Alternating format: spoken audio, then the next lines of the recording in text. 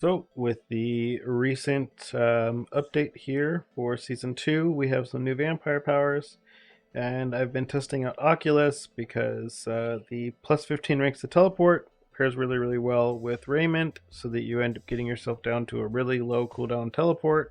So you can see here my teleport cooldown duration is 4.69 seconds, and the stuns from Raiment themselves last, what is this, 2.7 seconds plus how much crowd control duration bonus. I got 21% on right now. You can actually get this higher, like if you want to run smiting or some other aspects, but this is plenty for now.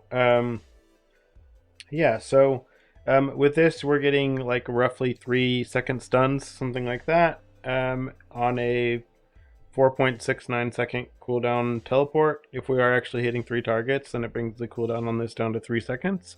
So we're pretty much perma-stunning in most scenarios with teleport, which is really, really nice.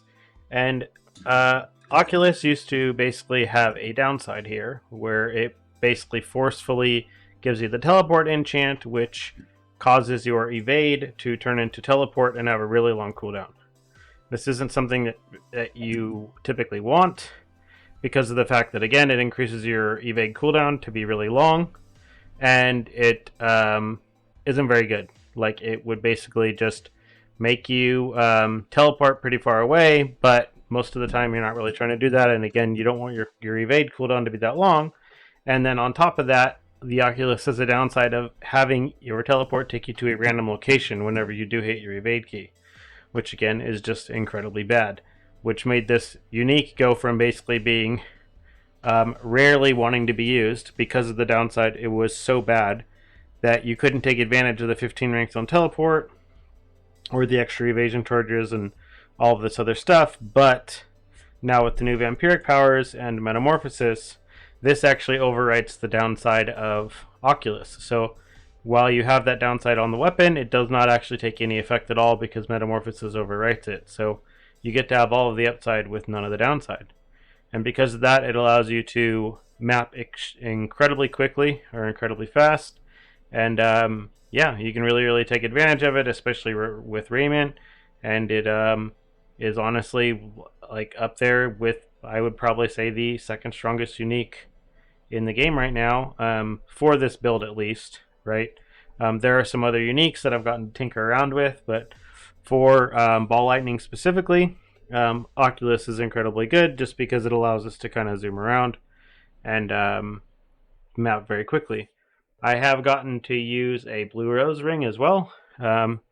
This is definitely, I think, worth it even without the lucky hit. The lucky hit's nice, it's just a little bit of extra damage. I don't actually really know how much damage it's doing or not. I haven't really been able to see that much with it, but the mana cost reduction alone just means that, like, my ball lightning, instead of it being a let's see, the base mana cost on this is supposed to be like 50 or something. Yeah, so the base mana cost is 50, and instead of a 50 mana cost, I'm down to 30 on here. So as you can expect, this means that I actually get to basically spam a lot more ball lightnings, and I'm ending up with a lot more of them active at once spinning around me. So this increases the total uptime of all of them that you have. Some of the other uniques that I have gotten to tinker around with and try for the build is Esidora's Overflowing Cameo. And while this one seems like it'd be really, really good just because of the extra cooldown reduction and the extra Nova uncrackling energy, while it is nice, even with like the nearly 700 intelligence that I have, the explosion seems like it'd be really, really nice. But the downside with it is it does mean that you are giving up, for starters, aspect of control. So I was trying this only in a bossing scenario because you're not getting any effects of aspect of control on bosses anyways. But the other thing you are giving up is the +3 to ranks to all mastery skills.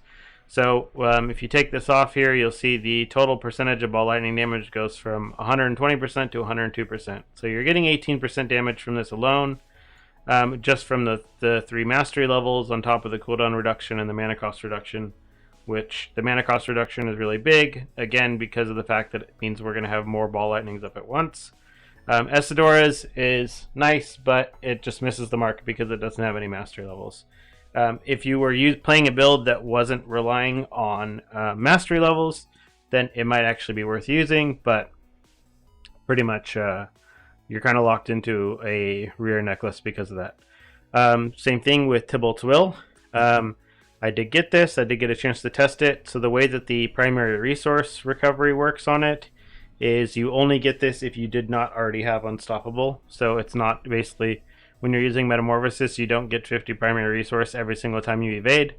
It is only once every 4 seconds as soon as the Unstoppable from Metamorphosis wears off. While the damage is okay and the stats on it are okay because of a little bit of damage reduction, it does mean that you are giving up a defensive aspect, which is already hard because you are already kind of really aspect starved on your defenses here, because you're using a unique chest as well. And then you are giving up a lot of life, you're giving up a lot of damage reduction, and then most importantly, you're giving up 4 ranks of Ball Lightning as well. So because of that, the 4 ranks of Ball Lightning end up basically equating to more than what you're getting off of this. I would say if you are playing a build that isn't a mastery skill, then Tybalt's Will is probably going to be a lot better. Or if you're playing a build that doesn't already have like a source of infinite mana with Crackling Energy, then that's where you would want to use Tybalt's Will. So going to be any like core skills based builds are going to basically want to be using Tybalt's Will, and we'll get more of a benefit out of it because they're not going to be giving up +4 levels to their skills, and they're not going to be giving up any damage for it either. X-False Corroded Signet. I haven't personally got to use this one yet. I will do a follow-up video with Firewall with this soon from friends who have gotten this on Necro. It increased their damage by quite a significant amount. So I'm expecting the same with Firewall here on Sorc, but that will have to come in a follow-up video. Yeah, so I'm going to go ahead and leave some footage here of mapping with Oculus and Raiment, zooming in like a T67, something like that. So you can kind of get a feel for what it looks like using it. It's really, really nice. I'm really enjoying kind of speeding around with it. So, yeah, if you have any other questions or comments, leave them down below and I'll be more than happy to answer them. And other than that, see you in the next one. I'm not ready yet.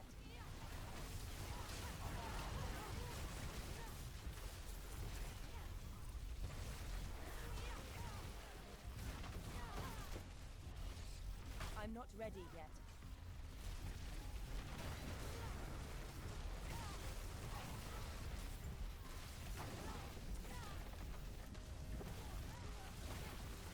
I'm not ready yet.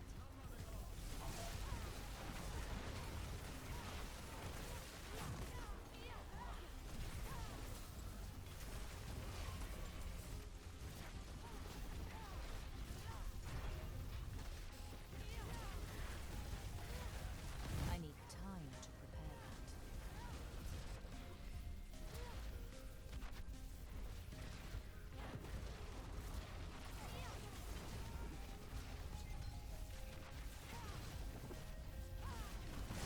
I need time to prepare that.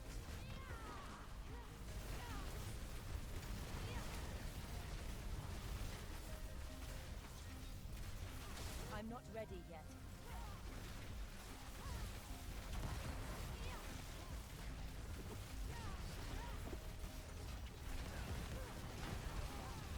I'm not ready yet.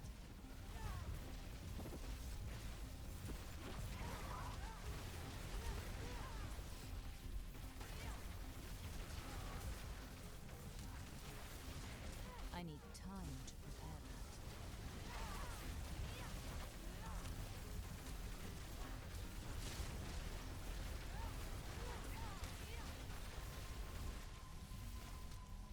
I need time to prepare that.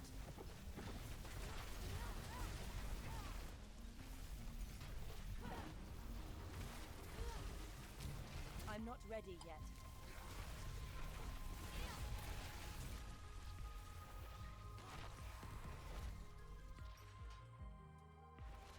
I'm not ready yet.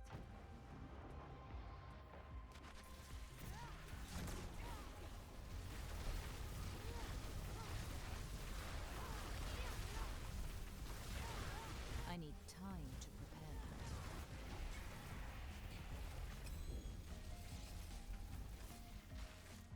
Well, this is a pretty good example of why Oculus is now probably the best weapon on Sorc now, because of the fact that it no longer has a downside with Metamorphosis in the game.